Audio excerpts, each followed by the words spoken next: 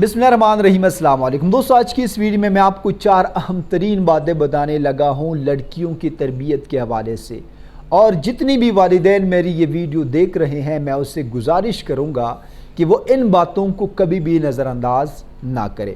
सबसे पहली चीज़ ये है कि अगर आपकी बच्ची 12 साल की है या वो 9 साल की है लेकिन वो तंदुरुस्त है, तो आपने उन्हें रिश्तेदारों से या अपने हम उम्र लड़कों से खेलने कूदने से, हंसी मजाक करने से या तन्हाई में बात करने से, बैठने से शिद्दत से रोकना है। आपने कभी भी इन चीज़ों के ऊपर कंप्रोमाइज़ नहीं करना है। दूसरी चीज़ ये है कि लड़कियों को घरेलू कामकाज सिखाना बहुत ज़्यादा ज़रूरी है, जैसा कि आटा गूंदना, चाय बनाना, खाना पकाना, बर्तन धोना और कपड़े धोना। ये घरेलू कामकाज बचपन से ही बच्चियों को सिखाना ज़रूरी है। उसका तरीक़ेकार ये है कि माँ जब भी कोई काम कर रही हो तो वो अपनी बेटी को साथ बैठाए और उन्हें बताएं कि खाना कैसे बनाया जा सकता है और चाय कैसे बनाई जाती है। ये चीज़ें उनको सिखाना ज़रूरी है।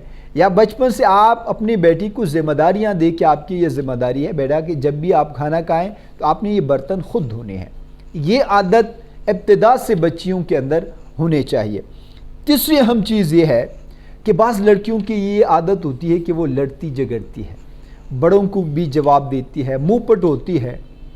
तो ये इंतहाई बुरी आदत है। लड़कियों को हमेशा मुतहम्मल मिजाज, संजीदा और शर्मीला होना चाहिए। और इसका सबसे बड़ा नुकसान ये है, अगर ये आदत उनके अंदर पुख्ता हो जाती है, जब उनकी शादी होती है, वो ससुराल चली जाती है और वो वहाँ पे भी ऐसा ही करती है, तो ये वालिदैन के लिए शर्मिंदगी का बायस बनता है, क्योंकि वहाँ पे ससुराल वाली ये समझते हैं कि इस बच्ची की तरबियत वालिदैन ने नहीं की है।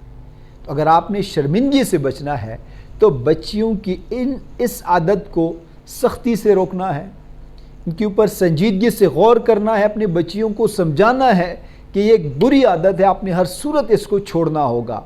और चौथी चीज़ ये है कि 12 साल के बाद अगर आपने अपने बच्चियों को आला तालीम देनी हो, कॉलेज भेजना हो या यूनिवर्सिटी भेजना हो, तो आपने गर्ल्स कॉलेज या गर्ल्स यूनिवर्सिटी में बच्चियों को भेजना है।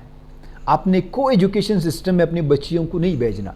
हाँ, अगर हालात ऐसे हैं कि आपकी मजबूरी है कि आप उन्हें को एजुकेशन सिस्टम में भेजें, तो फिर आपने अपनी निगरानी में या किसी भरोसेमंद शख्स के निगरानी में बच्चियों को स्कूल भेजना है।